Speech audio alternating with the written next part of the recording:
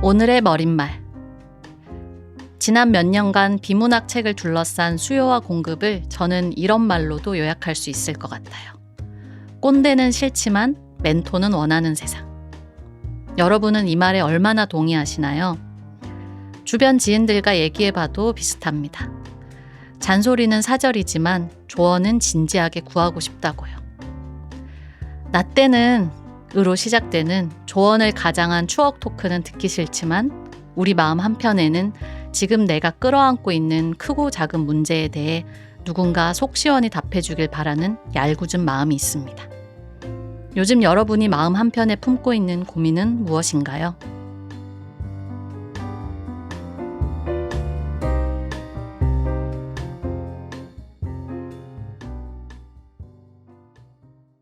안녕하세요. 리딩 케미스트리에 오신 여러분 환영합니다. 저는 오늘 리딩 케미스트리 1주년을 맞이하여 1일 진행을 맡은 김신지입니다. 우리는 내가 알고 싶은 무언가를 찾아서 더 욕심내자면 거기 답이 있기를 바라며 책을 펼치곤 합니다. 그리고 어떤 책은 꼰대 같고 어떤 책은 멘토 같죠. 누군가 자신이 살아온 시간과 경험을 바탕으로 공들여 쓴 글을 건네는데 왜 어떤 말은 듣기 싫고 어떤 말은 반가울까요? 때로는 그게 정말 종이 한 장 차이 같다는 생각도 합니다. 자, 꼰대를 거꾸로 읽어보세요. 아무 말도 아닙니다. 그렇다면 멘토를 거꾸로 읽어보면? 그럴 리 없는데 저는 이상하게 이 이름이 떠오릅니다. 물론 이분은 손사래를 치실 테지만요. 원래 멘토란 게 그런 거 아니겠습니까? 나는 별말 안 한 것 같은데 상대방은 감아받고 마는. 이다혜 작가님 어서 오세요. 네, 안녕하세요. 네, 저의 멘토. 네. 손사래 치시면서 들으셨나요? 네, 정말 말도 안 된다라고 생각하고 있고요. 처음에 이렇게 오프닝 하시는 걸 이렇게 듣고 있다가 갑자기 해고당한 것 같은 거예요.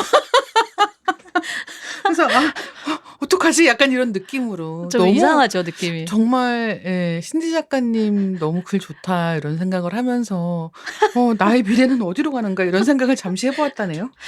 오늘 이게 무슨 사태인가 궁금하실 분들을 위해서 설명을 드리면요. 오늘은 특별한 시간을 마련했습니다. 바로 리딩 케미스트리의 진행자 이다혜 기자님을 이 작가가 끌리는 이유 초대 작가로 모셨는데요. 오늘 게스트 자리에 처음 앉으신 기분이 어떠신가요? 네, 너무 낯설고요. 해고당한 느낌. 해고당한 느낌. 약간 어쩔 수가 없다 영화 같은. 그렇네요. 되게 절박한 느낌이 되었어요. 그래서 굉장히 시의적절한 우리가. 네, 그렇죠. 그래서 그러면은 김신지 작가님을 없애야 되는 건가?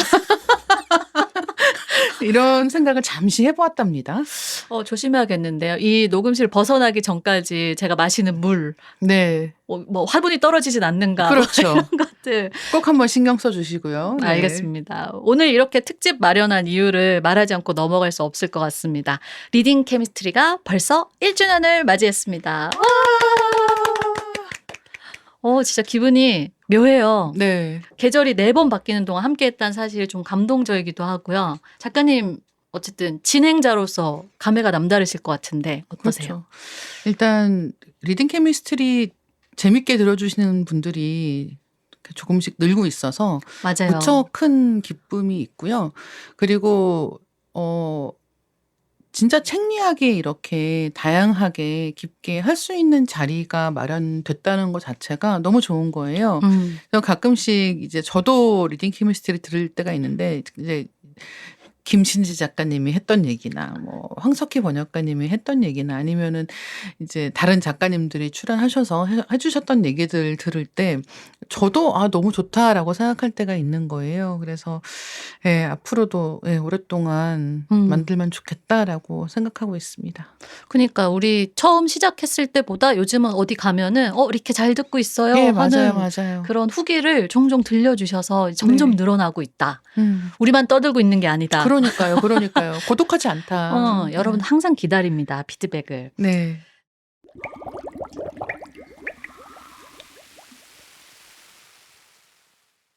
네, 오늘은 다들 이제 알고 계시는 우리 진행자 이다혜 기자님을 이 초대석에 모시고 진행을 해볼 텐데요. 새삼스럽게 이다혜 작가님에 대해 소개를 먼저 드리고 대화를 나눠보겠습니다. 제가 작가님의 그 소개글을 한번 읽어볼게요. 아직은 회사원. 여기서 포인트는 아직은 네. 계속 붙이고 계시더라고요. 네. 그리고 주요 활동 분야는 글쓰기와 말하기다. 한겨레 공채 입사, 주간 영화 전문지 시네21, 주간 생활 정보지 세븐데이즈, 월간 장르 문화 전문지 판타스틱의 편집 취재 기자를 거쳐 현재 시네21에서 팀원 없는 편집팀장으로 일한다. 라고 되어 있는데요. 여기까지 소개하고 먼저 작은 질문들을 드려볼게요. 작가님은 주중에 회사를 다니시면서 월간지도 아닌 무려 주간지 마감을 매주 하고 있고, 그러나 한편 평일 저녁 집이나 여성주의 모임에 사회자나 대담자로 정말 홍길동처럼 나타나시는가 하면 각종 라디오와 팟캐스트에도 출연하고 계시잖아요. 대체 시간 관리를 어떻게 하시는지 이게 궁금한데요. 사실 제가 이 질문 많이 받으신 것도 알고 있고 네네네. 답도 들어서 알고 있어요. 그 일을 하는 시간 외에는 대체로 누워 있는다. 네. 근데 이번에 제가 초대석 모시면서 주변에 작가님께 궁금한 점이 있는지 여론조사를 돌려봤더니 정말 높은 비율로 대체 시간 관리를 어떻게 하시나요? 그쵸, 네. 이걸 또 물어보시는 거예요. 그래서 작가님의 답변을 아무도 믿지 않고 있구나 하는 걸 다시 한번 알 수 있었고, 혹시 누워 있는 거 외에 숨겨진 비법이 있지는 않은지, 혹은 일정을 계획할 때 작가님만의 원칙 이런 게 있을지 궁금합니다. 네, 일단 일정을 잡을 때 원칙이 있기는 하죠. 그러니까 너무 이 시간이 많이 드는 소모적인 일은 하지 않고, 그리고 쉬는 일정을 확인을 해서 이제 너무 일이 몰려 있거나 하지 않게 한다라는 게 대원칙이기는 한데요. 이게 매번 지킬 수 있는 것은 또 아닌 것이죠. 그래서 저는 일단은 진짜 오히려 되게 복잡하게 일을 하고 있는데 일정 관리를 하는 거가 되게 많아요. 그러니까 일단은 처음에 일정이 오면 다 네이버 캘린더에 정리를 합니다. 이게 1차 정리를 하는 거예요. 그다음에 주간 단위로 매주 시작할 때 다시 구글 캘린더로 정리를 해요. 그러면서 이 이동 거리, 뭐 이동 시간 이런 것까지 포함해서 정리를 하고, 보통 전날이나 그 당일날이 되면은 다시 손으로 써가지고 정리를 해요. 그러니까 왜냐하면은 이게 일이 예를 들면 리딩 케미스트리 같은 경우도 녹음하는 일도 있는데 대본을 써야 되는 일도 있고, 대본을 쓰려면 책을 읽어야 되는 네. 거잖아요. 그러니까 사실은 일이 겉으로 볼 때는 하나인 것 같지만 그 앞에 필요한 일들이 더 있는 거예요. 맞아요. 그러니까 매일 이제 이 일들을 어떤 순위로 해야 되는지에 대해서 기준이 없으면 잘못하면 이제 그 당일에 모든 게 몰려서 오는 일들이 있기 때문에 그렇게 하지 않으려고 하는 게 이제 계속 그 손으로 그날 일정 다시 한번 정리하면서 3중으로 관리를 하시네요. 진짜 거의 그렇게 하고 있는 거죠. 근데 사실은 이렇게 일이 몰려있지 않으면 이렇게까지는 안 하거든요. 저도 그냥 간단하게 그냥 캘린더 하나 가지고 정리를 해서 쓰고, 그리고 그냥 며칠씩 그냥 뭐 출퇴근 말고는 별일 없이 지나가는 일도 훨씬 더 많으니까 이제 그런 때는 그렇게 하는데, 이제 일이 많다 그러면은 진짜 뭐 거의 한 15분 이 단위로 다 이렇게 쪼개가지고 하기는 해요. 그걸 적어주세요. 15분 단위까지도. 네, 다 적어둡니다. 오, 굉장히 그런 순간엔 제이 모먼트를. 그렇죠. 근데 이제 쓰는 건 제의 같지만 그걸 지킨다는 뜻은 아니에요. 왜냐하면 책을 읽고 있는데 원래는 이거 15분까지 읽고 일단 다음 걸로 넘어가기로 했거든요. 숨 막혀. 네, 근데 읽다가 보면은 그냥 지금 막 속도가 나는데 이걸 끊고 다른 걸 또 전환하기가 싫은 거죠.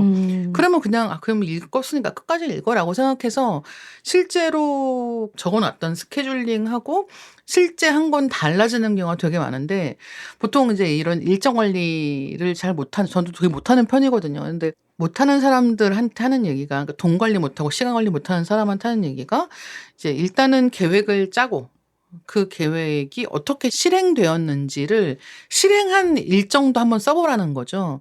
네, 그래서 이제 그거를 비교해서 내가 어떤 데에서 시간 누수가 있고 돈 누수가 있는지 생각을 해봐라. 비교하면 처참할 것 같은.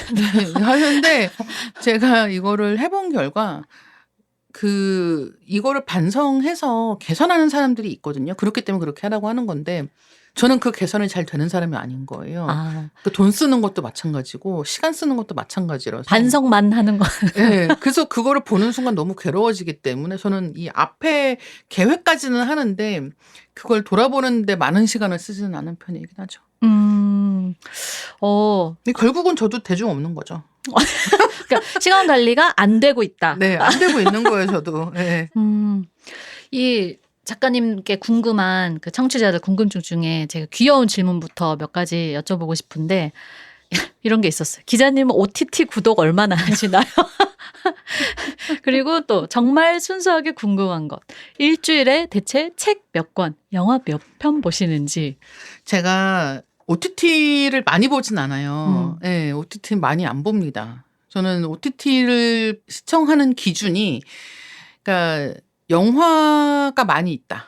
네. 그러니까 이를테면은 네. 자기네 오리지널 시리즈로 유명한 경우들도 있잖아요. 근데 저는 기본적으로는 영화를 찾아서 봐야 되는 경우가 많아서 이제 왓챠 보고 있고요. 그다음에 티빙, 보이스 투 플래닛, 이혼숙녀 캠프, 예, 이런 것들을 볼 수 있는. 예. 앞에 얘기랑 전혀 다르신 거 아니에요? 그래서 약간 기준이 갑자기 달라지지만 예. 역시 사람이 이렇게. 그렇죠.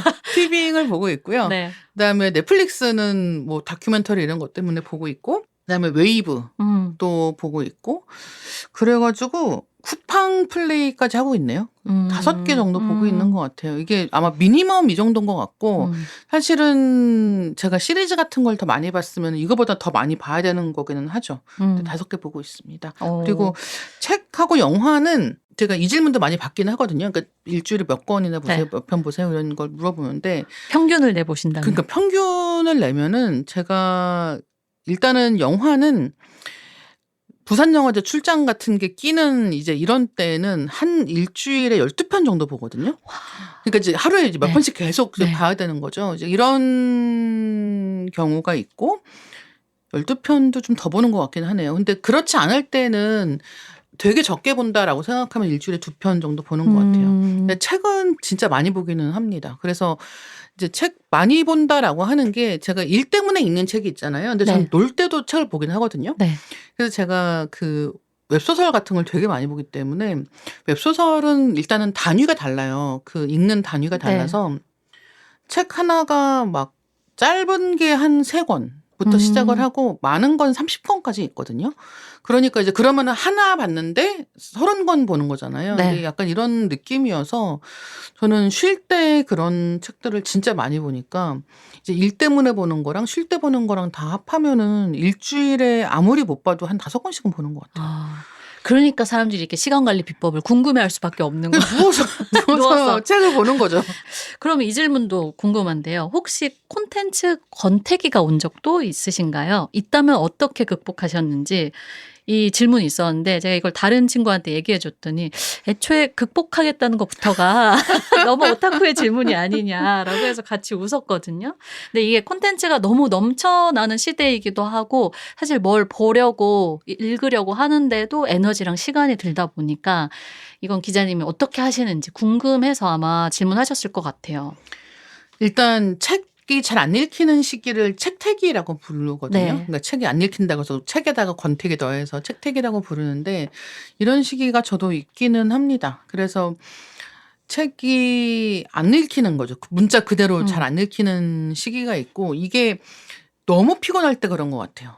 근데 저는 웬만해서는 이제 책을 못 읽을 정도까지 피곤해지지는 않아서 그러니까 저는 왜 보통 12시에서 한 새벽 1시 정도 사이에 퇴근을 하는데 마감 때는 그럼 전 마감 다 해놓고 책을 읽을 때가 꽤 있거든요.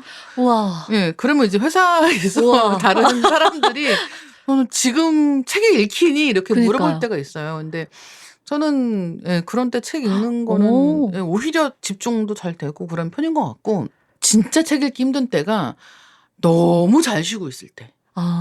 그러니까 정말 뭐 여행을 갔는데 너무 잘 쉬고 있어. 뭐 주말에 아무것도 안 하고 잤어. 이렇게 되면은 오히려 다시 시작하기가 쉽지가 않고 뭔가 계속 정신없이 하고 있을 때는 오히려 더 보게 되는 거죠. 그래서 진짜 일 많을 때 아까 얘기한 막 15분 막 이렇게 네. 초치기 하는 것 같이 진짜 하루 종일 뭘 하고 있을 때에는 잠깐 시간이 나잖아요. 그러면 이제 잠깐 쉬었다 하자. 그러면 10분만 쉬자라고 생각하면은 그때 웹소설 보는 거예요. 그렇게 하는 정말 경우가 많은 거죠. 지독한 텍스트 중독자. 아니 진짜 어떻게 새벽 1시 반까지 야근하고 그 야근이 이미 텍스트를 과잉되게 그쵸, 보고 그쵸, 그쵸. 나서 책 한 권 보는 거니까. 네. 네. 그러고 가서 다시 이제 텍스트를 본다는 것 자체가 네. 좀 일반인들이 혀를 내두를 만한. 근데 또 이게 각성 상태에 있을 때는 좀 더 잘 맞아요, 맞아요. 봐지고 쉬실 때는 이제 오히려 책이 힘든 잘 안 거죠. 들어오는. 근데 경험 있으시죠? 마감 끝난 다음에 집에 가서 바로 못 자요. 근데 저는 좀 그 거리를 두겠습니다. 그 정도 그 정도는 아닌 것 같아요. 진짜 1시 반에 집에 가면은 그냥 저 맥주 한 잔 마시고 잘 것 같은데. 놀랍습니다. 네. 네. 그리고 이런 질문도 있었어요. 좋아하는 작품에 대해 말하거나 쓰기는 상대적으로 쉽지만 어떻게 비판적 읽기, 보기를 해야 하는지 어렵다고 하시는데요. 이 책의 경우는 저자의 권위에 도전하기 쉽지 않아서 동의가 안 되는 부분이 나타나도 내가 잘 모르는 거겠지? 이렇게 넘어가게 될 때가 있고, 또 모두들 좋다고 하는 어떤 영화나 이런 작품이 등장했는데 나는 별로일 때, 봤더니 나는 별로일 때 좀 입을 떼기가 어렵다. 이런 상황에 대해서 이야기하시면서 이 직업상 작품에 대한 이야기를 해야 하는 경우가 많은 작가님은 비판적 읽기 보기를 어떻게 하시는지 궁금하다는 질문이었어요. 저는 사실은 비판적 읽기 보기가 조금 더 쉽다고 생각하는 편이기는 해요. 근데 일단은 질문 주신 거에 말씀을 드리면 비판적으로 보는 눈을 갖고 싶다라고 생각을 했을 때 일단은 두 가지 정도가 있습니다. 그러니까 이 글이 혹은 이 이야기가 틀린 얘기를 하고 있는 건 아닌지를 알 수 있는 눈을 갖는 게 첫 번째거든요. 틀린 정보를 가지고 이야기를 하고 있다. 사실관계가 이게 아니다. 이 논리 자체가 지금 말이 안 된다라고 하는 것을 판단할 수 있는 능력은 내가 거기에 대해서 알고 있어야 돼요. 그래서 예를 들면은 저는 기자가 주인공인 드라마를 못 보거든요. 너무 거슬리는 게 많아. 예. 정말 왜 기자들끼리는 보통 선배라고 부르거든요. 근데 뭐 기자님 막 자기들끼리 뭐 누구누구 기자 막 이렇게 부른다든가 그러면 뭐 하는 거야 저 사람들은 이라고 생각 이미 호칭에서부터 약간 빈정상해서 못 본다든가 아니면 그 안에 조직 문화라든가 이런 것들도 알고 있는 거는 틀린 게 바로 보이는데 저는 그런 거 하면은 무슨 메디컬 드라마는 잘 볼 수 있거든요. 맞아요. 다 아무것도 몰라. 그러니까 잘 볼 수 있는 거죠. 이런 식이어서 내가 저 사람들 지금 제대로 하고 있어. 아니야. 이런 거는 내가 지식이 있어야 판가름할 수 있는 부분이다라는 게 한 가지가 있고 그런가 하면 이런 지식 같은 부분에서 틀린 게 아니라 미적으로 이제 뭐 예술적으로 이제 그런 부분에서 이거 뭐 좋은 작품인 것 같아. 이러이러해서 뭐 문제가 있는 것 같아. 같은 식의 눈을 가질 수 있는 건 어떻게 하면 좋은가라고 물어보신다고 하면 그거는 일단은 충분히 많이 봐야 되는 거죠. 왜냐하면 내가 이것도 앞에 얘기랑 마찬가지인 거예요. 어떻게 보면 나한테 데이터가 없는데 그냥 기분을 가지고 이런 거 같은데 저런 거 같은데를 할 수가 없기 때문에 결국은 내가 느끼는 것의 근거가 무엇인가.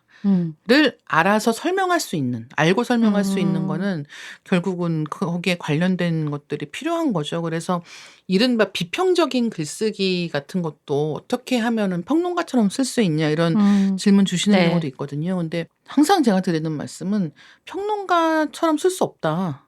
평론가처럼 쓰는 거는 이론 공부를 하는 걸 전제로 한다.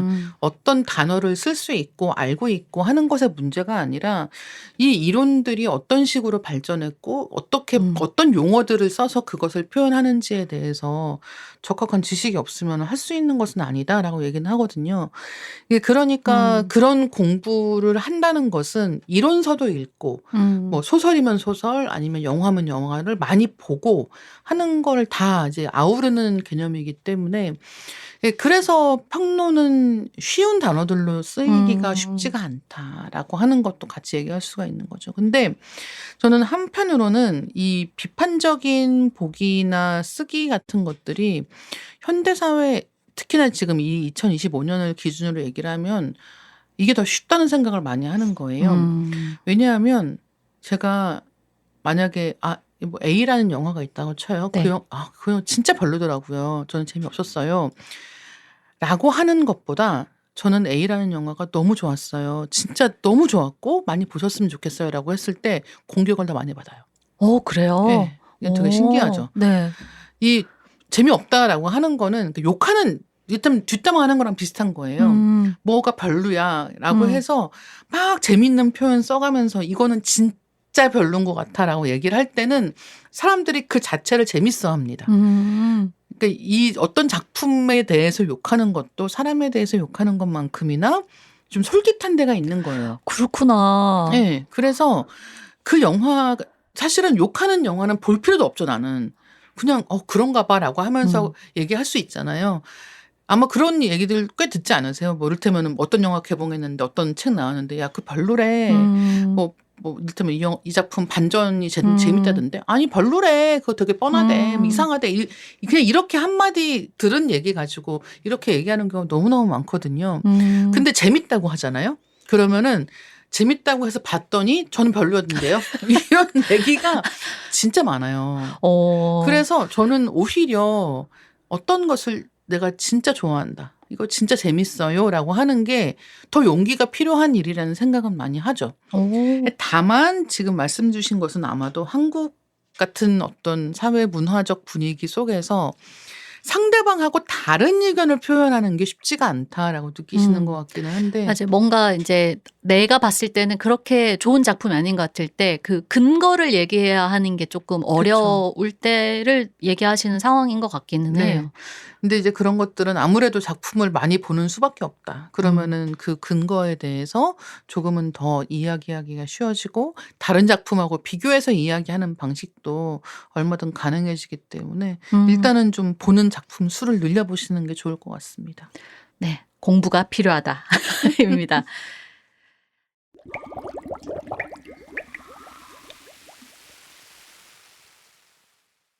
이제 작가님의 책 이야기를 본격적으로 시작해 보겠습니다.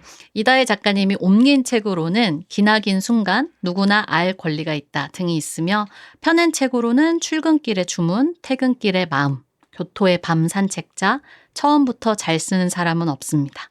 아무튼 스릴러, 어른이 되어 더 큰 혼란이 시작되었다. 여기가 아니면 어디라도. 좋아하는 것을 발견한 법 등이 있습니다. 다 얘기를 안 했는데 숨이 차려고 해요. 일단 제가 고백부터 때리고 시작하면요.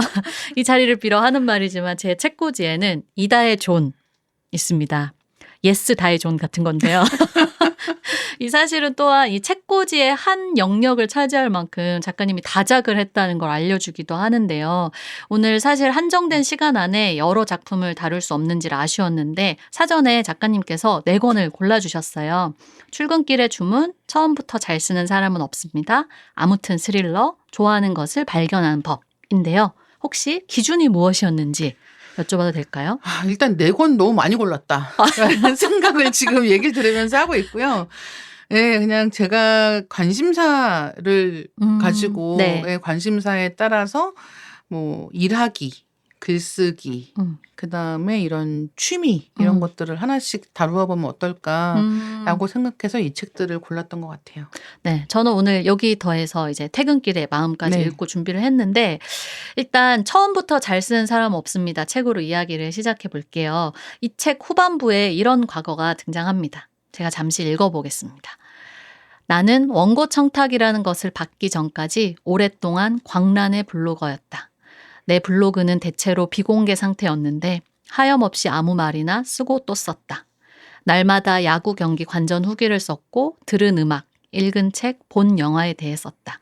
친구를 만나고 와서도 후기를 썼고 혼자 논 날도 일기를 썼다.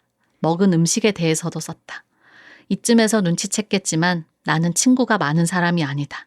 그냥 읽고 쓰는 것을 좋아하는 괴인이었을지도 라고 되어 있어요. 이 광란의 블로거 시절에 대해서 좀 더 듣고 싶은데요.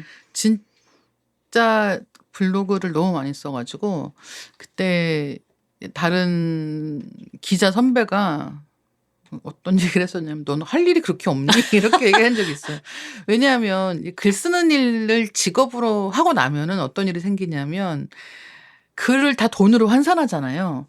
네. 네. 뭔지 이제 어떤 얘기가 나올지 아시죠? 그래서 글을 쓰다가 이를테면은 원고지 이제 3만 원어치 썼다가 이런 느낌으로 생각을 하게 되고 이제 다 내가 글을 써야 되는 일이 많아지면 많아질수록 그런 게 이제 이 돈 버는 일을 하는데 글 쓰는 것도 너무 힘드니까 그렇지 않은 글을 쓰는 데는 시간을 쓰기가 어려워지는 경우도 많은 거예요.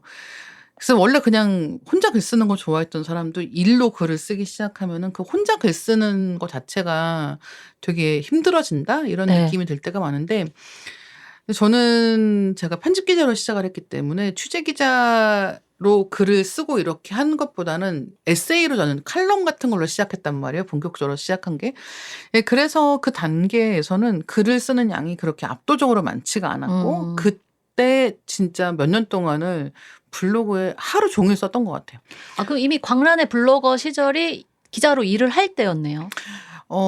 하기 전부터 한 다음까지 걸쳐 있었는데요. 네. 제가 이제 실제로 진짜 직장 생활을 하면서 더 열심히 했는데 예를 들면은 황선우 작가님이 예전에 자이버라고 하는 닉으로 블로그를 하셨었거든요.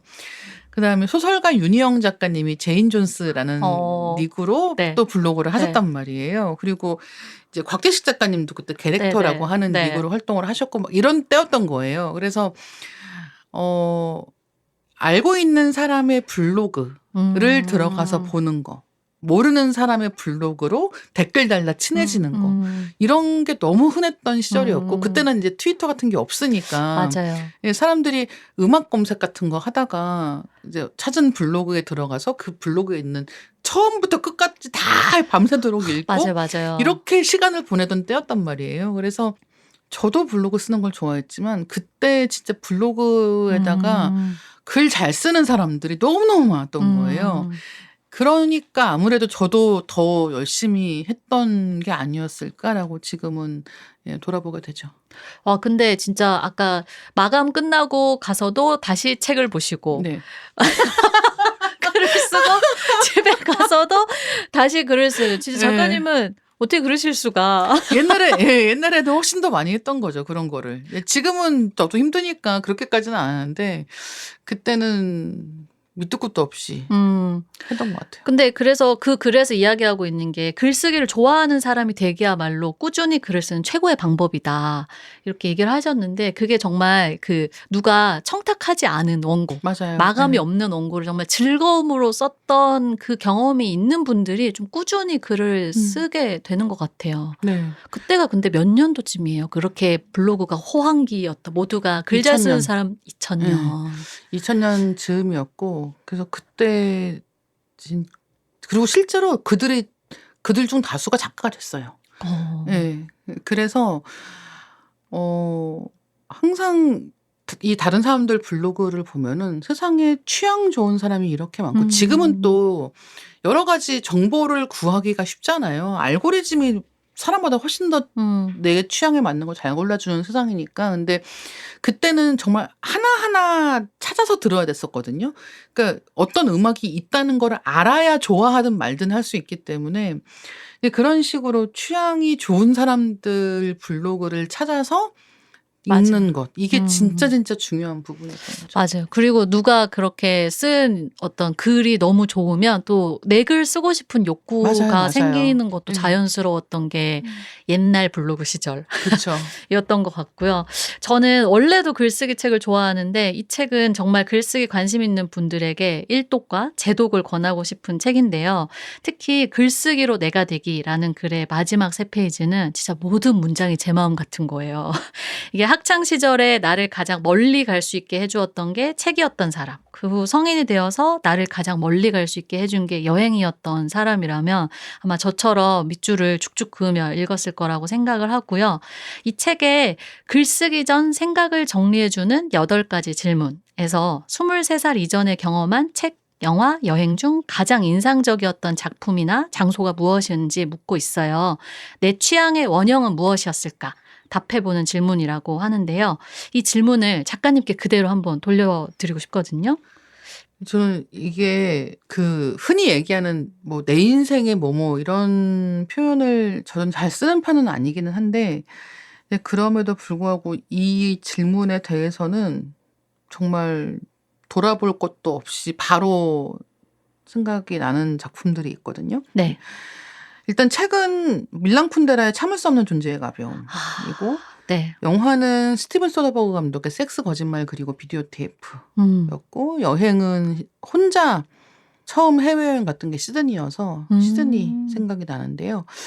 이게 계속 그 이후에 내가 어디를 가고 무엇을 보고 어떤 것을 좋아하고 하는 것에 좀 원초적인 형태들을 닮아 있다라고 생각을 하게 되고 남자 보는 눈에 문제가 있다. 이거 참을 수 없는 존재의 가벼움하고 섹스 거짓말 그리고 비디오 테이프 보신 그렇네요. 분이면 예, 매우 아실 텐데 이 남자 보는 눈에 문제가 있다. 이 20살 즈음에 이런 거를 보고 감동하고 있는 것 자체가 문제가 있었다. 라는 생각을 이제 하죠. 그때는 이제 그렇게 생각하지 않았지만 지금 와서 그때 되게 그런 결정적으로 중요했던 작품들이 뭐였나 생각을 해보면 그렇다. 예. 근데 딱 신지 작가님은 어떠세요? 저요? 저는 근데 막 어떤 특정한 작품 이렇다기보다 어렸을 때 저는 방판이 문제였던 것 같아요. 그 방문 판매를 해서 예. 시골이니까 네네네. 이제 엄마 입장에서는 이제 우리 아이가 혹시 이제 문화적인 소양이나 이런 게 부족하게 자라진 않을까 해서 방문 판매로 오는 전집 같은 거를 아, 좋다. 네, 근데 그래서 그 안데르센 동화 전집을 이제 봤을 때는 그게 옛날에 테이프랑 같이 팔았어요. 그러니까 자기 전에 그 테이프를 들으면 근데 안데르센 동화 되게 무섭잖아요. 맞아요. 진짜 무서워요. 제가 불안도가 높은 사람이 된 거는 그때 너무 웃겨. 그때 자려고 누우면 막 그런 거 있잖아요. 그게 백조 왕자였나요? 그 오빠들의 맞아요. 오빠들이 예. 백조로 변해서 쐐기풀로 예. 막 쐐기풀이란 말도 너무 지금 쐐기풀 뭔지도 몰랐는데 굉장히 음산한 음악이 흐르면서 막 쐐기풀에 계속 찔리면서 맞아요. 그 공주가 그 옷을 만드는. 짜요. 보통 진짜 너무 공포스럽고 동화가 뭐 이래 막 이 생각을 하면서 어린 시절에 저는 그 테이프에서 나오던 소리들이 되게 오래까지 저에게 잔상으로 남아 있었었고 그 다음은 이제 또 시기가 지나서는 청소년 그 세계문학 전집을 맞아요. 사주셨는데 그게 사실 좀 번역이 이상하게 된 그리고 그 청소년용으로 내용을 축약하다 맞아요. 보니까 예. 굉장히 서사가 이상해지고 그래서 그 책이 아니야. 그 책이 아니에요. 네. 나중에 크고 봐서는 너무 깜짝 놀란 거. 아니 이렇게 훌륭한 작품들을 제가 그때 볼 때는 외국 소설은 다 이상하구나라는 생각을 했었거든요. 그래서 이 부모가 어렸을 때 사주는 그런 어떤 여기서 취향의 원형이라고 말하는 것들이 전 참 그 이상한 에피소드 2개로 그렇죠. 자리를 잡았었고 근데 작품으로 생각했을 때 생각나는 거는 저는 은희경 작가님 새해 선물이 그렇죠. 약간 문학이 좀 이런 거구나라는 느낌, 문장을 이렇게 쓰는 거구나 하고 좀 충격받으면서 어린 시절에 봤던 것으로는 기억이 나는 것 같아요. 근데 그게 취향의 원형이라고 이야기를 해주시니까 저는 지금도 성장 영화나 성장 소설을 되게 좋아하거든요. 그게 그런 데서 비롯됐나? 왜 아이의 눈으로 처음 세상의 부조리를 인식하게 되면서 흐르는 이야기들에 되게 그쵸. 속절없이 빠지는 네. 게 있는데 그런 점에서는 영향을 많이 받은 것 같아요. 그래서 이게 이 원형이라고 하는 말이 되게 거창해 보이지만 그 완성도랑 관계없이 어떤 특정한 이야기 구조 같은 거를 좋아하는 부분들이 다들 있단 말이에요. 맞아요. 그러니까 훌륭한 영화면 다 좋아할 것 같잖아요. 아니에요. 되게 작가님, 허술한 영화인데 이상한 남자가 등장하는 이상한 남자, 죄악이 있는 죄 지은 남자가 등장하는 영화들을 좋아하는 거죠. 근데 이제 이런 식의 이상한 취향이 대체 어디서 생긴 건가라고 생각을 해보면 저는 이게 19, 20살 때 딱 요 작품들에 너무 빠져 있었던 게 되게 큰 역할을 했고 당연히 이때 이제 문제적인 연애를 하고 있었고 이제 이런 경험이 상호작용을 하는 거죠. 그게 책만 가지고 그런 일이 벌어지진 않거든요. 그 책의 경험과 그 시기에 나의 경험과 이런 것들이 엮여서 무언가를 만들어내기 때문에 같이 얘기해 보면 되게 재밌는 것 그래서 같습니다. 지금까지 웹소설로도 이어지고 있는. 맞아요. 정말 그렇습니다.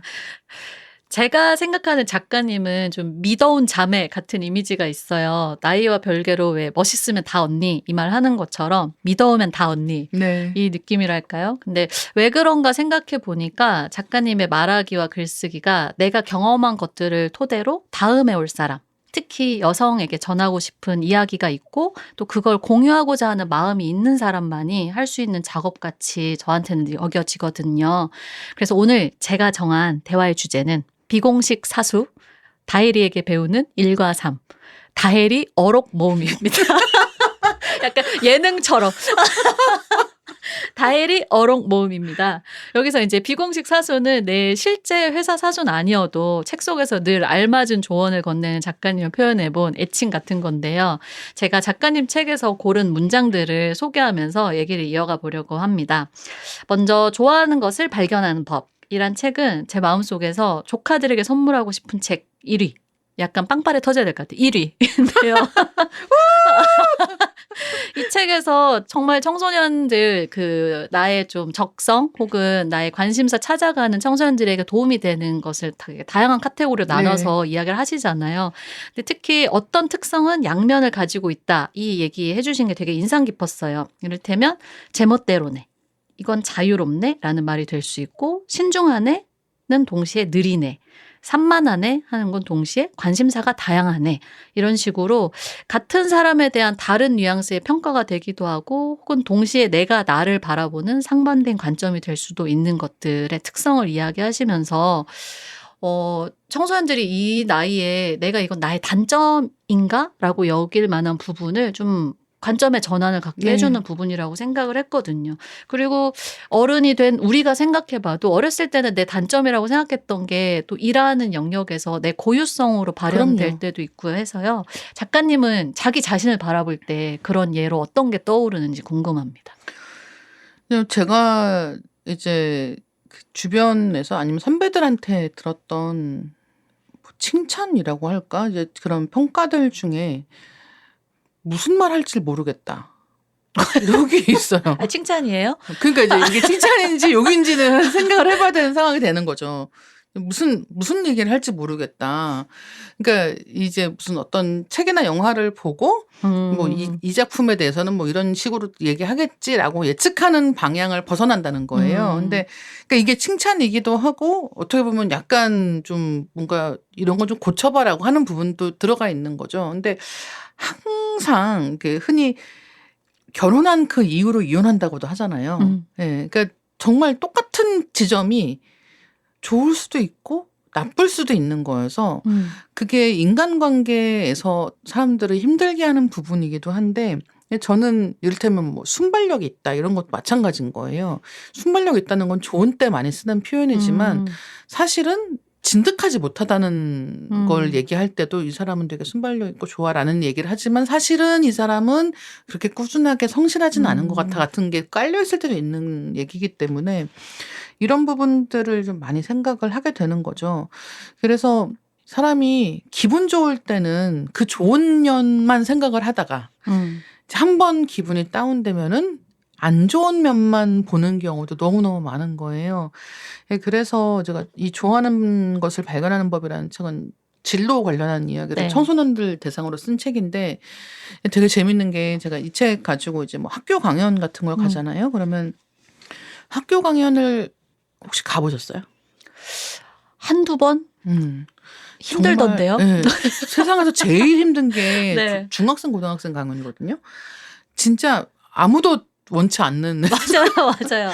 모두가 다 정말 앉아 있으라니까 앉아 있지만 정말 아무도 듣지 않고 있고 일단 자는 학생 절반쯤 있고 그다음에 떠드는 학생이 또 한 4분의 1쯤 있고 정말 듣는 학생이 뭐 한 60명 중에 한 2명 정말 눈을 초롱초롱하게 빛나는 한 2명 정도가 있으면 아 오늘은 그래도 저 2명의 영혼은 그래도 나에게 가까이 다가온 것이 아닐까라고 생각할 정도로 일반 강연하고는 비교할 수 없을 정도로 되게 힘들단 말이에요. 왜냐하면 학생들은 제가 누군지도 모르고 그리고 이런 걸 별로 듣고 싶지도 않단 말이죠. 근데 제가 되게 재밌는 게 이제 이 책 가지고 강연을 하면 이제 제가 이 강연 마무리를 할 때 보통 강조하는 게 있어요. 그러니까 뭐 오늘 한 얘기 다 그냥 필요 없고 잊어버려도 상관없는데 나중에 여러분이 힘들고 공부하느라 힘들고 취직하느라 힘들고 그럴 때 꼭 기억해야 되는 게 있다. 꾸준하게 성실하게 하면 어디든가 갈 수 있다. 이건 꼭 기억하고 있어라라는 식의 얘기를 네. 한단 말이에요. 그러니까 꾸준하게 성실하게 한다는 거는 그렇게까지 멋있는 일처럼 보이지는 않기 때문에 저도 학교를 다닐 때는 그렇게 이른바 엉덩이 무거운 친구들 보면은 쟤는 저렇게 열심히 공부하는데 성적은 그만큼 안 나오네라고 생각했단 말이에요. 저는 공부를 하는 것에 비해서는 성적이 잘 나오는 편이라고 생각했기 때문에.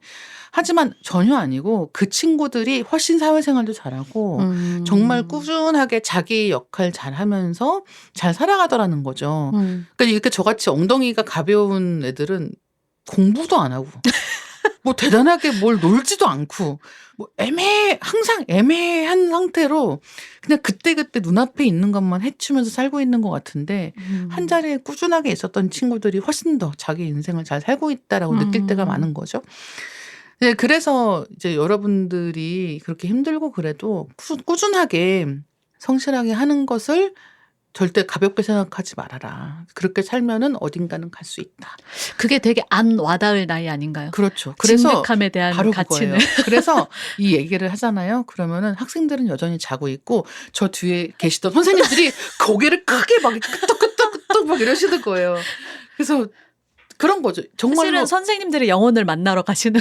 거의 그렇게 된 거죠. 그래서 이게 학생 때는 10대 때는 저도 그런 얘기 듣는 거 너무 싫었고 그렇죠. 정말 그리고 뻔한 얘기라고 맞아요. 생각했고 뻔한 얘기라고 성실한 거 좋다고 다들 그러지 뭐 그러니까. 이렇게들. 알겠다고요. 약간 이런 마음으로 듣게 되지 그게 뭐 음. 그렇게 마음에 와닿지는 않잖아요. 근데 결국은 이제 뭐 회사도 다녀보고 나이도 먹어보고 막 이렇게 이제 20대 30대 나이를 먹어가기 시작을 하면은 그때 그게 되게 중요한 자질이었구나라고 하는 걸 뒤늦게 알게 될 때가 있는 거예요. 제가 이 책에서 쓴 것들 중에 하나가 왜 취향이라고 하는 걸 얘기할 때 어떤 친구들은 정말 뾰족한 취향이 있어서 나는 그게 있는 줄도 몰랐는데 찾아서 좋아하는 친구들 있잖아요.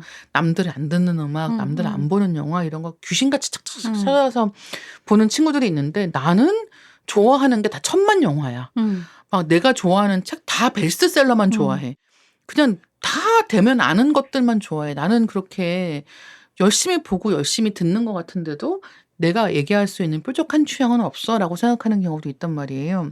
근데 저는 저도 이것도 역시 옛날에는 그러면은 취향이 없는 거 아니야라고 생각했었는데 그게 아니라 이 사람들은 정말 그 대중 픽을 보는 눈이 있는 거예요. 맞아요. 예, 이게 진짜 귀하거든요. 음. 특히나 뭐 문화 콘텐츠 일을 하는 사람들은 더더욱 그런데 취향이 뾰족하고 이렇게 섬세한 사람이 가지고 있는 재능이라는 것도 분명히 있지만 많은 사람들이 호응할 수 있는 많은 사람들이 반응하는 가치, 선호되는 그런 어떤 뭐 미학적인 것들에 대해서 나는 그냥 이거 좋아한 건데 남들도 좋아해 라고 하는 것들을 가지고 있는 게 진짜 귀해서 사실은 이런 것들도 취향이 없는 게 아니라 오히려 대중이 뭘 좋아하는지에 대해서 더 잘 알 수 있는 기준을 내 안에 갖고 있는 것이다라고 얘기를 하는 거죠. 맞아요. 그래서 나중에 어떤 일을 하게 되든 사실은 많은 사람들이 좋아할 수 있는 맞아요. 감성이 뭔지를 잘 알고 그 분야를 할 수 있는 것도 어떻게 보면은 자기가 갖고 그럼요. 있는 좋은 특성 중에 하나인데 사실 그 나이 때는 그 뾰족한 취향이 너무 멋있어 보이니까. 그래서 꼭 무슨 MT 가면 그렇게 우울한 얼굴하고 맞아, 있는 오빠가 옆에 가가지고 말 걸고. 맞아. 거기서부터 꼬이는 거예요. 그렇죠. 네. 그런 거 하지 마시고. 그런 거 하지 마십시오. 네. 대중적인 그걸 알고 있다는 게 얼마나 귀한 것인지 네네. 이 생각이 들고요. 다혜리 어록 다음 문장입니다. 고르고 고른 말로 축하하라. 인생은 피드백이다. 이것도 처음부터 잘 쓰는 사람은 없습니다. 책에 등장하는 표현인데요. 또 출근길의 주문에서도 다른 사람의 좋은 일에는 더 적극적으로 축하해주는 사람이 되었다는 얘기와 함께 저는 이 표현이 너무 좋았어요. 축하로서 서로의 좋은 일을 확대해주는 사이가 있는 든든함에 대해서도 말하고 있는데요. 저는 작가님 글에서 빼놓을 수 없는 키워드 중에 하나가 다정. 이라고 생각을 하는데 연말마다 가까운 사람들에게 연하장 쓰시는 거나 성취를 축하해 주는 거, 또 정확한 칭찬의 말을 건네려고 고심하는 거 이런 것들이 모두 타인에 대한 관심과 응원이라고 생각을 했어요. 근데 특히 이런 걸 좀 어려워하는 분들 칭찬과 축하, 다정이 세상에서 제일 어렵다라고 하는 분들께 또 적절한 피드백을 한번 주신다면 뭐가 있을까요? 저는 이 피드백이라고 하는 말이 요즘에 너무 또 많이 쓰였잖아요. 네, 정말 남용되어 가지고 네. 그리고 이제 칭찬해 주는 게 좋은 피드백인 것처럼 생각하는 사람들이 있는가 하면 무조건 좀 비판적인 얘기를 들어야 제대로 된 피드백 받는 것 같다라고 마치 목욕탕 가면은 때는 세게 밀어야 미는 거야 같은 느낌으로 얘기하시는 분들도 계셔서 이 피드백이라고 하는 것에 대해서 첫 번째는 절대적인 기준이 없다. 상대를 봐가면서 해야 된다. 그래서 어떤 사람은 좀 제대로 얘기를 듣고 싶다. 객관적으로 내가 지금 어떻게 하고 있는지 좀 따끔하게 듣고 그걸 고치고 싶다라고 생각하고 피드백을 요청하는 사람이 있고요. 어떤 사람은 칭찬받고 싶어. 네, 좀 두루뭉술하더라도 난 좀 지금 내 상태가 좋은 얘기를 들어서 좀 기운을 내야 되는 때야라고 생각하고 피드백을 요청하는 때도 있는 거예요. 그래서 눈치가 있어야 되네요. 눈치가 있어야 돼요. 이 상대방이 눈치는 왜 묻는지에 대해서. 그래서 보통은 이 피드백을 주는 사람들이 윗사람일 때가 많잖아요. 네. 윗사람이 될수록 눈치가 더 필요한 거예요. 그래가지고 그 한국에서는 윗사람이 될수록 눈치가 없는 것을 자랑으로 여기시는 분들도 많이 계시지만 사실 제가 보기에는 윗사람이 될수록 눈치가 필요하다. 지금 무엇이 필요해서 나한테 이런 것을 요청하고 있는가를 먼저 아는 게 되게 중요하고 그리고 이걸 거꾸로 얘기하면 뭐냐 하면 내가 피드백을 원할 때 이걸 누가 줄지를 알고 가야 돼요. 그러니까 이를테면 A라는 팀장은 좀 전반적으로 말을 따뜻하게 하는 사람이야. B라는 팀장은 좀 말을 모나게 하지만 어쨌든 필요한 얘기는 잘하는 사람이야. 라고 하면 지금 내가 피드백이 필요한 뭔가 안건이 있는데 이거는 지금 빨리 제대로 고치지 않으면 나중에 좀 골치 아플 것 같아. 라고 할 때는 B 팀장한테 가서 저 이거 어떻게 고쳐야 되는지 모르겠어요. 라고 그냥 대놓고 얘기를 하는 거죠. 근데 이제 내가 보기에는 이거는 좀 그럭저럭 괜찮은 것 같은데 좀 누가 이거 보고 좀 따뜻하게 얘기를 해주면 그리고 같이 머리 맞대고 좀 고민을 해주면 좋을 것 같아라고 생각하면 A 팀장한테 가야 되는 거거든요. 그러니까 주는 입장이든 받는 입장이든 이 상대 누구한테 주고 누구한테 받을 것인가라는 문제를 먼저 생각할 필요는 있는 것 같아요. 그리고 이렇게 하려면 기본적으로 내가 이런 이야기를 할 수 있는 사람이 복수로 존재한다는 걸 가정하는 거죠. 그러니까 작은 회사여서 지금 팀이고 뭐고 없이 그냥 3명이 옹기종기 앉아서 지금 일을 하고 있다. 그러면은 내가 하는 건 다 지금 이 사람 2명하고 공유를 해야 되는 상황이라고 하면 이때는 내가 뭐 A씨한테 하고 B씨한테 하고 이렇게 고르기가 사실상 불가능하기 때문에 이제 그런 때는 사실은 되게 어렵다. 네. 이 사람하고 맞지 않으면 어떤 피드백도 주고받는 게 의미가 없어지는 경우가 있고 화법 완전 다른 사람하고 이런 얘기를 길게 하는 것도 힘들기 때문에 그렇지만 만약에 선택의 여지가 있다고 하면 내가 어디 가서 누구하고 이 얘기를 할 것인지는 먼저 생각해 보시는 게 좋을 것 같고 제가 제일 많이 하는 얘기들 중에 하나는 이 다정하거나 친절한 말들을 쓰는 게 낯간지럽거나 네. 어떤 표현을 써야 되는지를 모르겠어서 이렇게 못하시는 분들도 있거든요. 네. 이런 분들은 내가 들었을 때 기분 좋았던 말들을 모아두라고 얘기해요. 네. 그래서 그냥 모아두고 별다른 거 할 것 없이 그냥 파일 하나 만들어서 메모장 같은 거 그냥 그 핸드폰에 있는 메모장에다가 내가 쓰고 싶은 말들을 모아두고 그냥 가끔씩 출퇴근길이나 생각날 때 그 파일 열어서 그 단어들을 자주 보는 거예요. 그러면 더 잘 떠오릅니다. 되게 구체적인 팁이어서 적용하기 좋을 것 같아요. 근데 되게 재밌는 게 뭐냐면 제가 이제 기업체 좀 큰 기업체에서 일하는데 필요한 글쓰기 말하기 이런 거 관련해서 이제 강연한 적이 있는데 이제 그래서 이런 식의 어떤 표현을 쓸지를 잘 고르면 상대방이 욕먹는지도 모르게 욕을 할 수 있고 그리고 상대방이 확실하게 칭찬받았다고 생각할 정도로 기분 좋게 만들어줄 수도 있고 이런 것들을 제대로 하려면 내가 어떤 말 하고 있는지 어떤 글 쓰고 있는지는 알아야 된다. 그래서 이렇게 단어 같은 거 표현 같은 거는 모아두시면 좋아요 라고 얘기를 했더니 이런 얘기 하잖아요. 그러면은 진짜 항상 오는 질문이 뭐냐면 질문 있습니다. 그러면 어떻게 해야 제대로 욕할 수 있을까요? 이거를 진짜 항상 물어봐. 그래서 사람들이 다정한 얘기하는 것보다 좀 먹이고 싶다. 이 생각을 훨씬 많이 하고 사는 거예요. 근데 그것도 그러니까 맞아요. 마찬가지야. 이렇게 다정이 어렵다니까요. 예. 사람이. 왜냐하면 다정을 주고 싶지 않을 때도 되게 많아서 그래요. 네. 예. 근데 저는 그 작가님이 쓰셨던 문장 중에 되게 와닿았던 게 그래도 부정적 피드백보다는 많은 경우에 긍정적 피드백이 훨씬 효과가 좋은 게 부정적 피드백을 계속 반복하면은 결국 실수하지 않는 보통의 퍼포먼스가 나온다. 진짜 그래요, 진짜로. 이게 너무 와닿는 거예요. 그래서 어떤 사람의 장점이 있는데 그 장점을 강화하는 피드백을 하지 않고 단점을 계속 지적하면은 결국 이것도 그냥 민둥민둥해지고 가지고 있던 장점도 그 단점에 대해서 내가 실수하지 않으려고만 하는 노력으로 결국은 중간만 가게 되는 그거 너무 회사에서 안 좋아지는. 맞아요. 예. 그래서 되게 중요한 피드백에 대한 되게 중요한 요소다라고 생각하면서 그 부분 읽고 막 주변에 얘기해 줬거든요. 네. 아니 진짜로. 너 보통의 퍼포먼스가 나오게 하고 있는 거야 지금 이러면서. 그래서 서로가 네. 좀 정확한 칭찬을 서로에게 하는 게 얼마나 세상을 더 아름답게 진짜.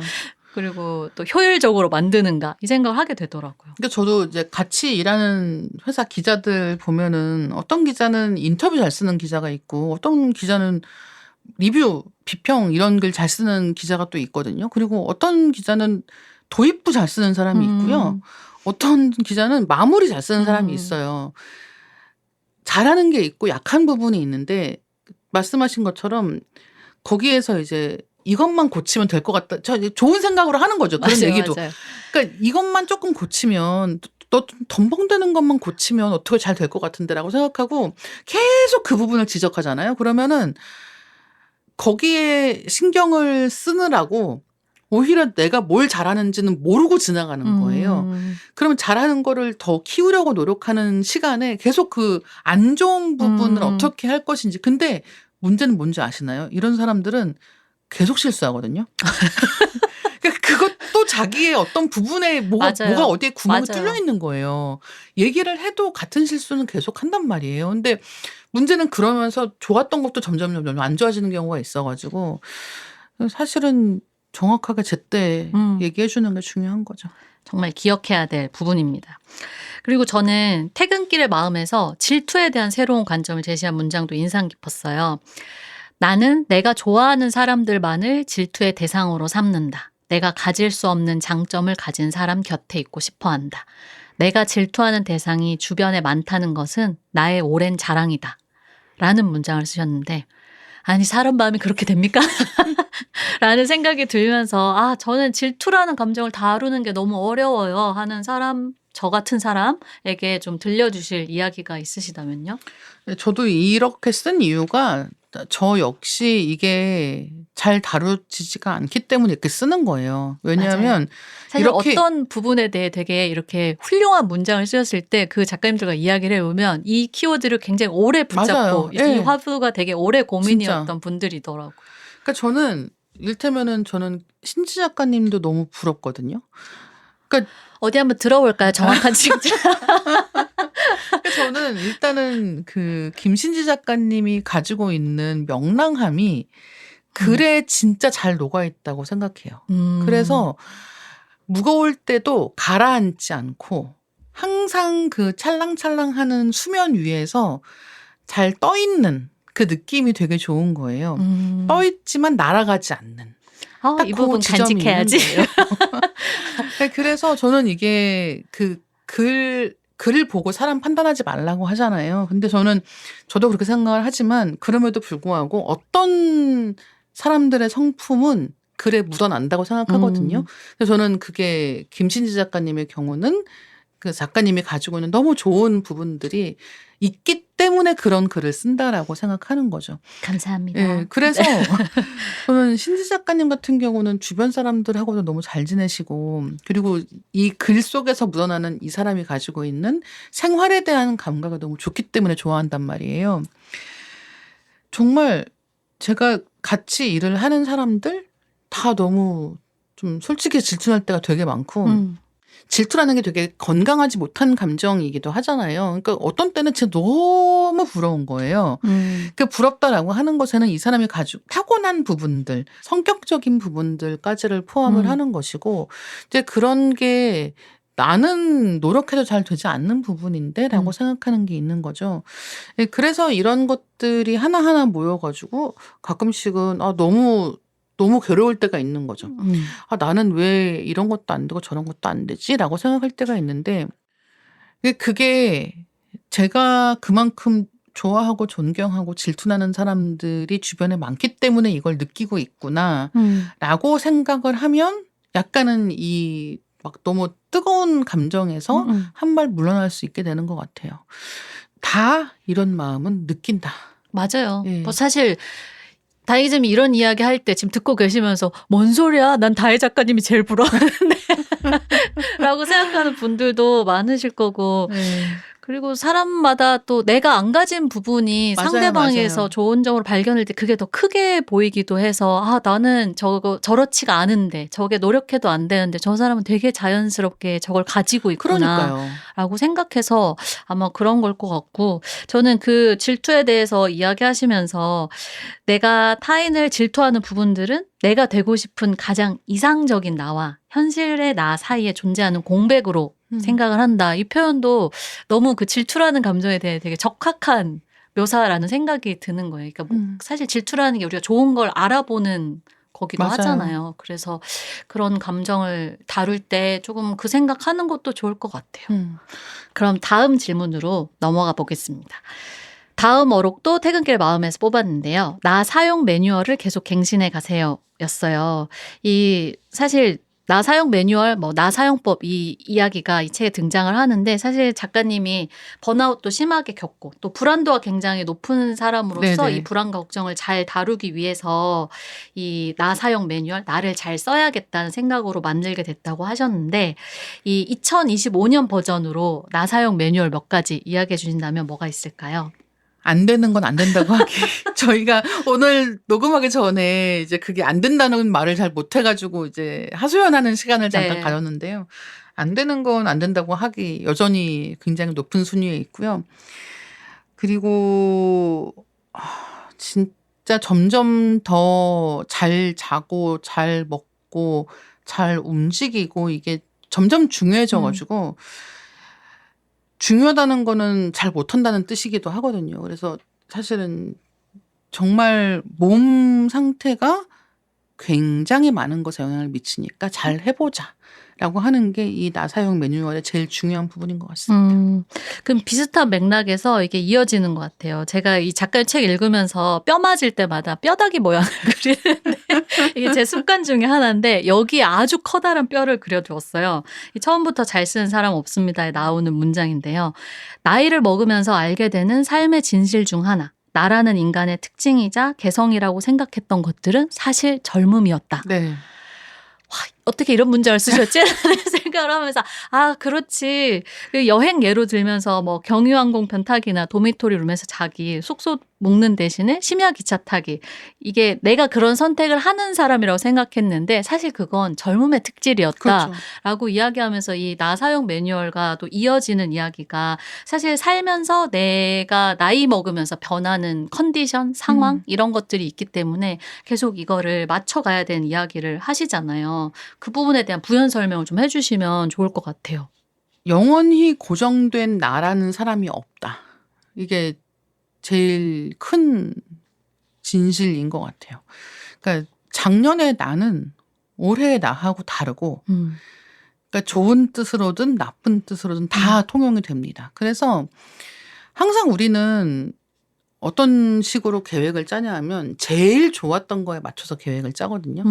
제일 잘했던 때 이런 때 맞춰서 계획을 짜는 경향이 있는데 이게 모든 면에서 삶이 상승곡선을 그리고 있을 때에는 하다 보면은 가뿐히 예전에 했던 걸 뛰어넘으면서 이제 해마다 보내게 되는데 이제 어떤 순간들이 되면은 작년만큼의 성과를 내기가 어려운 순간들이 있단 말이에요. 이제 그런 때 중요한 거는 일단은 그러면 올해 내가 어떤 상황인지를 잘 갱신해 두는 거라는 생각이 드는 거죠. 그리고 그 갱신한다라고 하는 것은 가장 기본적으로는 내가 지금 건강 상태가 어떤가를 체크하는 거에서 시작을 하는 것이고 그다음에 이 내가 하고 있는 일이나 아니면 평판 관리라고 하는 것들도 빼놓을 수 없는 부분인 거죠. 근데 이제 이런 부분들을 그냥 보통은 그냥 하던 대로 지내다가 어느 순간 정신을 차리고 보니까 내가 옛날 같지 않아진 지 되게 한참 됐구나 라고 생각하는 때가 되는 거죠. 그러니까 예를 들어서 코로나 때라고 얘기하면은 이게 올해일 때가 있었고 작년일 때가 있었는데 이미 몇 년 지났잖아요. 네. 그렇게 시간이 후훅 가고 있는 동안에 내가 어떻게 달라지고 있는지에 대해서 감각이 없으면 어떤 사람들은 자기가 직장 상사로서 상사로를 해야 되는데 여전히 주니어처럼 생각하고 행동하는 사람들도 있고요. 네. 이제 그러면은 자기 팀 사람들에게 신뢰를 얻기도 되게 힘들어지는 거잖아요. 그러니까 내가 지금 어떤 사람으로 사회작용을 하고 있고 또 개인으로서 어떻게 살고 있는지에 대해서 점검하는 시간은 꼭 필요하다. 그냥 30일, 12월 31일, 1월 1일 이런 때 그냥 그런 거 한 번씩 생각해 보는 것만으로도 굉장히 도움 많이 되는 것 같습니다. 약간 2025년 버전의 나, 2026년 네, 버전의 나 진짜로. 이걸 예. 좀 갱신을 해봐야 되는 거네요. 그리고 출근길의 주문 이야기를 해볼 텐데요. 이 여성들이 일터에서 겪는 크고 작은 문제들에 대해서 도수 맞는 안경을 쓴 것처럼 명료하게 인식하게 해준 책이라고 생각을 해요. 근데 이 책에서 꾸준히 얘기하는 게 일하는 여자들끼리 더 많은 정보를 공유해야 한다는 건데요. 잠시 읽어보겠습니다. 개인이 말하면서 그것이 집단의 경험임이 밝혀지곤 한다. 잘못이라고 생각만 할 때는 기세등등하게 나를 억압하던 것들이 잘못됐다고 소리내어 말하는 순간 힘을 잃을 가능성이 생긴다. 라고 하셨어요. 이 술자리에서 치근덕거리는 요주의 인물에 대한 정보 공유를 비롯해서 쿠셔너라는 이름으로 상대 기분 상하지 않게 애둘러 말하기가 여성에게만 강요된다든지 혹은 회사에서 일이 아닌 옷차림이나 메이크업으로 흠을 잡는 말을 듣는다든지 하는 이 미묘한 순간들까지 포함해서 말하고 있는데요. 사실 이 책에 나온 이야기들을 집대성하는 과정이 쉽지 않았을 거라 네네네. 생각이 들더라고요. 그래서 책을 최초 기획한 시점, 또 집필하시는 과정, 마무리 시점에서 작가님 마음이나 혹은 작업이 각각 어떠했는지가 궁금하더라고요. 처음 쓸 때는 이 얘기를 한번 모아봐야 되겠다고 생각을 했어요. 왜냐하면 그때 이제 제가 이 회사 생활 관련해서 되게 위기를 겪고 있었기 때문에 네. 이 이야기는 지금 써야 된다. 그러니까 나중에 내가 이런 문제들로부터 멀리 떨어져서 무슨 신선 노력하는 것처럼 뭐 그땐 그랬지 이렇게 쓰는 게 아니라 이게 다 지금 제일 뜨거울 때 지금 문제 빨리 한가운데 있을 때. 한가운데 있을 때 네. 써야 내가 제대로 얘기할 수 있는 것 같다라고 생각을 해서 그 시기에 진짜 부랴부랴 쓴 책이었고 그래서 쓰는 과정은 정말 빨리 썼어요. 생각나는 것 빨리 쓰고 이걸 넣어야겠다라고 생각을 썼던 거였고 마무리를 할 때가 되어서는 이거는 직장 다니는 사람들하고 누구나 한 번쯤 하고 싶었던 이야기들을 묶은 게 된 것 같다라고 네. 느꼈던 것 같습니다. 그리고 책에 있는 뭐 여러 가지 이야기가 있지만 뭐 쿠셔너 얘기를 잠깐만 하자면 내가 그런 식의 부담을 얻기도 하잖아요. 그러니까 상대방 기분 나쁘지 않게 막 이래저래 애둘러 가지고 무슨 말 하는지 약간 그게 그 웹툰 같은 데 나오는 공작 영애화법 같은 식으로 무슨 얘기하는지 모르겠는데 뭔가 심기를 막 이렇게 읽어야 맞아요. 되게 막 말하는 사람도 그렇게 얘기하고 나도 그렇게 얘기하고 막 둘이 무슨 얘기하는지 모르겠고 막 이런 느낌으로 대화할 때도 있잖아요. 근데 어떤 경우에는 이거를 내가 요구하는 상황 같은 게 되기도 하는 것 같아요. 종종 친구가 이제 이 사람이 너무 기분 나쁘게 말했어라고 얘기하는 걸 들을 때가 있단 말이에요. 근데 제가 듣기에는 그냥 사실관계를 분명하게 얘기한 것인데 쿠셔너를 넣지 않았다고 해서 이게 좀 불친절하게 얘기했다고 느끼는 이런 상황들이 생기는 거죠. 그렇지 않다. 어쨌든 항상 남한테는 조금 더 너그럽게 해도 된다. 그 쿠셔너란 말이 언제부터 생겨서 이렇게 우리를 맞아요. 근데 사실관계를 사실 더 명확하게 이야기할 때가 서로 오해가 없이 뭔가 일이 진전되는 데는 더 도움이 된다는 생각도 네. 들거든요. 근데 그 사실관계만 얘기하면 불쾌해하는 사람들이 있어서 문제가 되는 거예요. 왜 이렇게 다짜고짜. 아니에요. 다짜고짜가 아니고 우리는 지금 그 얘기를 하려고 모인 거잖아요. 그러니까 이런 부분에서의 점점 더 관용이 많이 필요해지는 것 같다라는 생각이죠. 그런 의미에서 되게 피가 되고 살이 되는 이야기가 출근길의 주문에 되게 많은데 그 성공이 두려운 기분 챕터에 나오는 문장도 인상 깊었어요.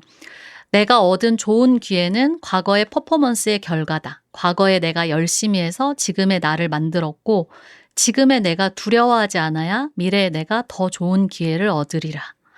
이 부분, 이 글을 보면서 사실 여성들이 더 많은 경우에 자신의 성취를 좀 축소해서 평가하고 또 좋은 제안 받았을 때도 내가 그 자리에 설 만한 사람인가? 이렇게 스스로를 의심해서 거절하는 경우도 종종 있다는 생각을 하게 되더라고요.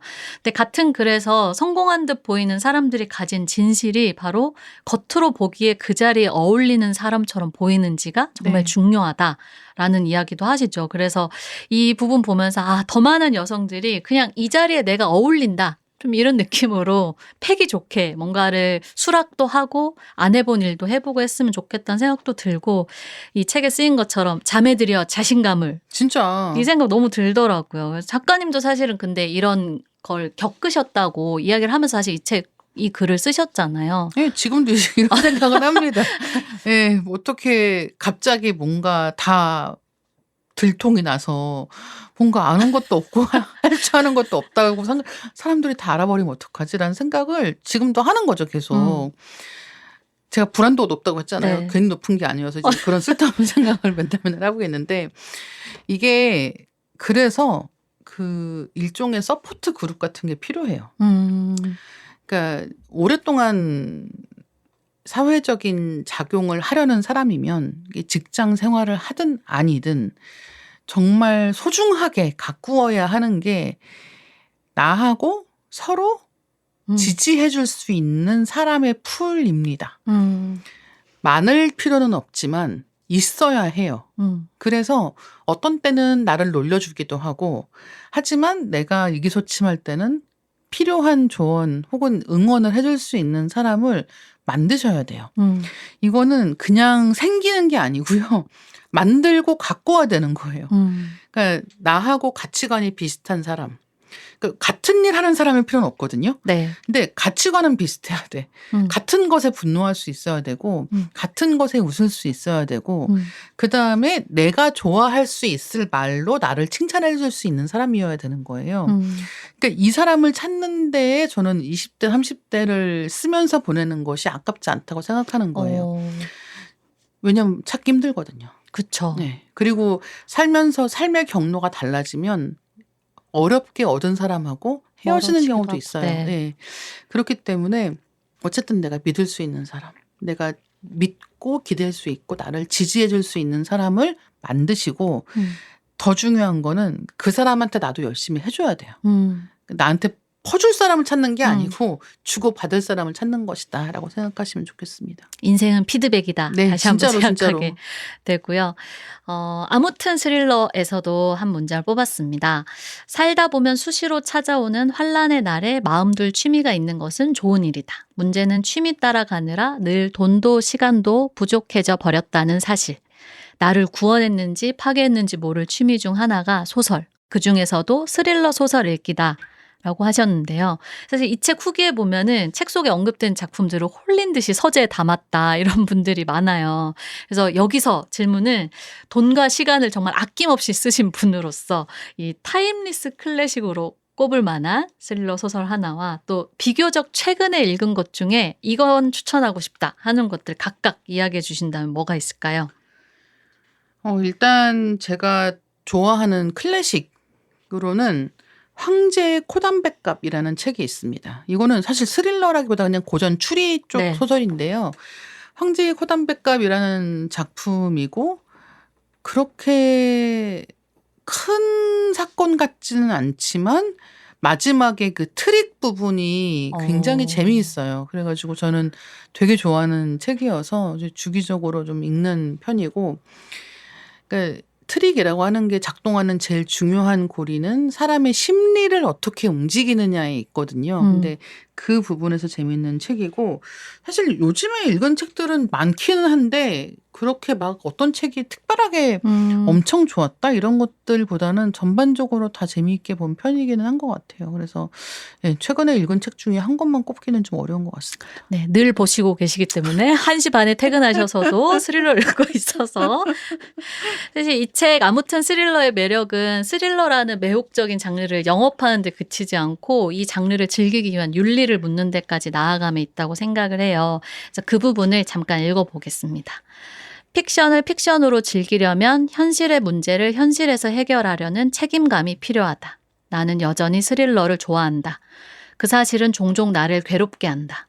내가 파는 장르의 구성 성분이 무엇인지, 쾌락이 어디에서 발생하는지를 생각하는 일이 그렇다. 스릴러가 현실의 피난처로 근사하게 기능해온 시간에 빚진 만큼 현실이 스릴러 뒤로 숨지 않게 하리라. 저는 이 문장이 누구보다 많이 읽고 보고 들어오니까 쓰고 말하는 자리에 서게 됐을 때 나아가려는 세계를 잘 보여준다고 생각을 하거든요. 그리고 언제나 삶은 글보다 크다. 이 네, 사실을 진짜. 알려주기도 하고요.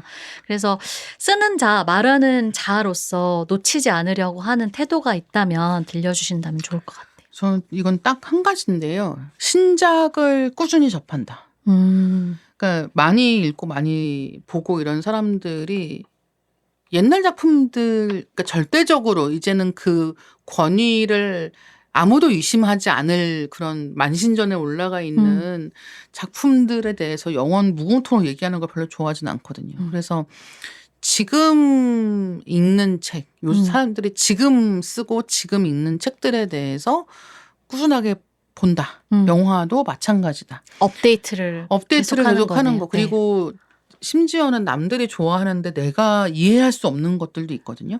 그러면 그런 것에 대해서 내가 뭘 놓치고 있는지 일단 유심해 본다. 그러니까 나를 유심해 보는 거. 그렇게 업데이트하는 걸 꼽겠습니다. 그것도 참 2025년 버전, 2026년 버전으로 진짜 나를 갱신하는 거죠. 업데이트하는 일 중에 하나인 것 같아요. 이제 마지막 질문으로 넘어가겠습니다. 퇴근길의 마음에 등장하는 문장을 하나 소개해 드릴게요. 내게 좌우명은 따로 없지만 일을 대할 때의 대원칙은 있다. 나를 해칠 만큼 중요한 일은 없다. 그리고 더불어 출근길의 주문에서 이 동명의 글에 등장하는 첫 번째 주문 이거죠. 일은 내가 아니다. 일보다 내가 중요하다. 사실 다짐하시듯이 네. 이 이야기를 진짜. 다양한 책에서 하고 정말, 계신데 정말. 네.